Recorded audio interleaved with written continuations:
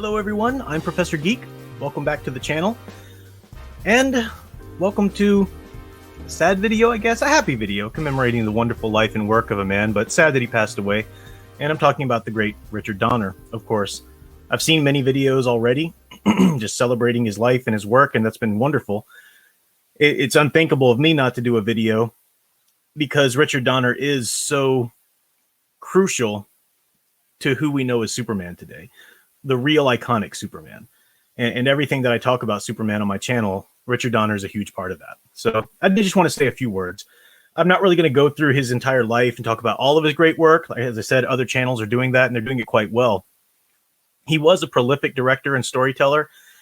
And I will say just this much about him as a director. We don't have many directors like him in the sense that he really could just do every genre.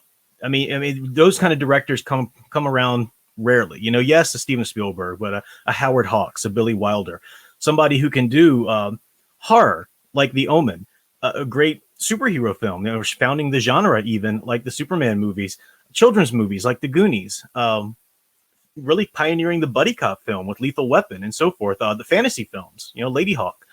He did so many great movies. So I do really respect him for that, you know, just a storyteller in general, a really skilled storyteller, knew how to script it out, knew how to tell the story, the right pacing, the right tension, wonderful director to get exactly what he wanted from the actors and everything like that. In terms of Superman, though, what he gave us with Superman, you think about the time in 1978 when he's tasked with bringing Superman, this comic book character, to the big screen.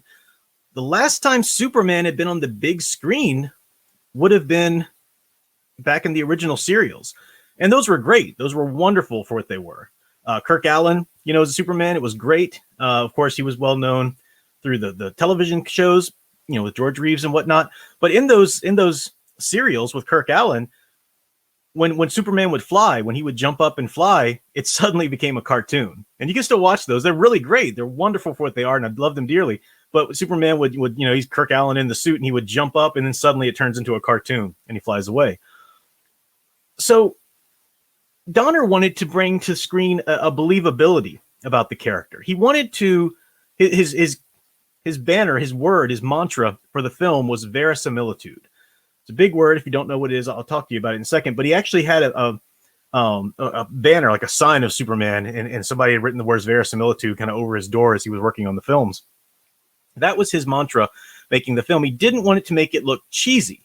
He wanted to make it look like and seem believable and realistic. We're going to get to what that word meant back then versus what it means today. That a man could fly. And that was the tagline for the movie. You know, Superman, you will believe a man can fly.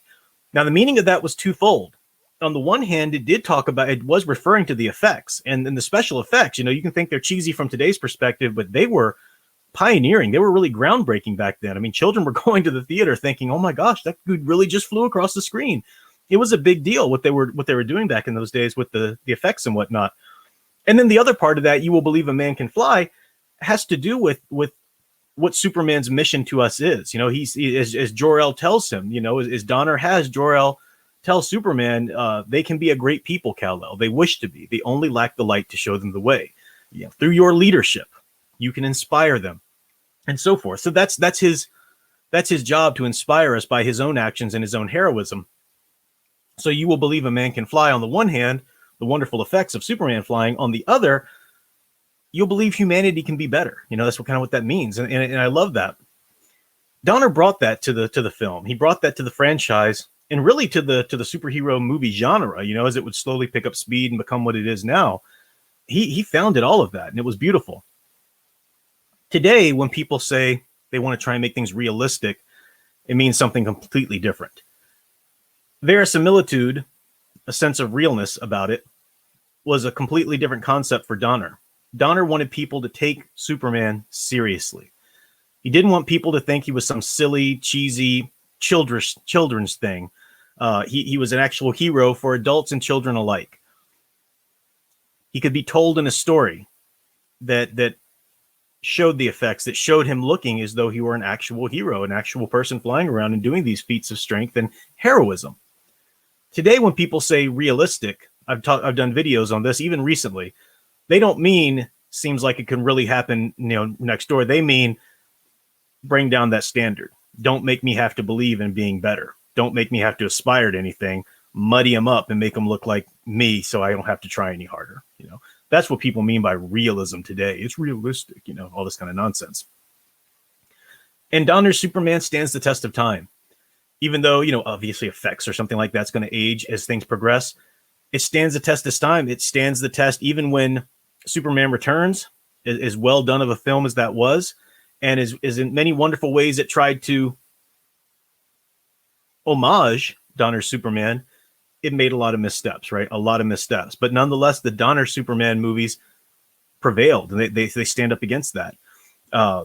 They were wonderfully homaged in the Smallville series, but they stood up against even some of the, the melodrama and stuff like that Smallville got into. And they certainly still stand up today against all of the DCEU nonsense. Zack Snyder and Chris Nolan's silly, realistic take on the darker, edgier, brooding Superman. No. Donner stands up as the standard. Now, he didn't add to the Superman story anything that necessarily wasn't there in the comics. I mean, there are some things that you can really trace back to Donner visually and whatnot, but he didn't add to the whole elements of the origin story or whatever. He pulled what worked from the comics over the years, and that was beautiful. As I've done recent videos, I've done a number of them. I'll probably put them together in a little playlist and link it over there in the corner so you can check them out. Because even quite recently, I've done some videos that talk about Superman and the importance of it, and that movie in particular. Of course, Superman 2 was wonderful. The Donner cut, that was finally released, that was wonderful. So I just wanted to honor the great Richard Donner here with saying a few words about that. And I wanted to give you a little recommendation to end this on. Please do, if you have the time, go back and watch, especially if it's been a while since you've seen it. Go back and watch the original great Richard Donner Superman, the movie from #78. And then get your hands on the director's cut of Superman 2 if you can. That's great. Even the Lester cut, you owe a lot to Donner for setting that up, even with all the changes they made to it. But watch that first movie and the director's cut of part 2 if you can. It's wonderful. It truly is glorious. So that's great. But the recommendation I want to give you, a lot of Superman fans will know about this already, but a lot of people don't. So I just wanted to put this out there for people to check out. This is a graphic novel. They even got the hardcover here version. You can buy it easily on Amazon. I'll have a link down below in the description where you can buy both the Superman movie, the director's cut of Donner, but also have a link where you can buy this graphic novel. The Last Son, Superman, The Last Son. This is written by both Jeff Johns and Richard Donner. Jeff Johns, of course, got his start as Richard Donner's intern. And Jeff Johns, has done some wonderful things. I'm also not crazy about some of the stuff he's done, but he's proved himself to be able to tell some great stories. And he's written Superman enough in different instances to really show that he knows the character. This is not as well known because it's a little older. Nowadays, we know of Superman as a father with the wonderful story about him and young Jonathan Kent from Rebirth. CW is doing their nonsense or whatever. But this was a story that predated all of that, predated the New 52 nonsense. And this is about Superman and Lois Lane married. And I don't want to give the details away, but they adopt this child. And they name him Chris Kent. Chris for Christopher Reeve, a little homage to that. And it's a really touching story, a really beautiful, touching story of Superman as a father. Lois Lane is a great mother figure in this. And in saving this little boy and bringing him into their family. It's beautiful. It's a beautiful scene. I'll just show you some of the artwork and everything. This is the real deal, DC universe before they just mucked it all up. Wonderful, wonderful story. So check it out. Superman, The Last Son. I definitely recommend you pick it up. I got the link in the description below. Just give you some more of that glorious Superman there, flying with Chris Kent. Beautiful story. And Richard Donner. They say that Richard Donner, this would have been the story he would have taken if he was going to do Superman 3, or some sort of semblance thereof. So really recommend it. Can't recommend it highly enough, as well as the wonderful Donner films. Rest in peace, Richard Donner. And as a Catholic, I'm certainly going to pray for the repose of his soul, but certainly his family and fans who are grieving this day. But he left us such a wonderful body of work. So let's go out there and enjoy that and honor the man and his great legacy he left behind and keep it going. Don't let people tell you, oh, it's too cheesy, that's too outdated, it needs to be more original and more gritty and realistic and modern. That's not what heroes are. Richard Donner understood superheroism. So that's all I'll say for now. Thanks for watching, and until the next time, keep enjoying and digging deeper into the hero stories you love.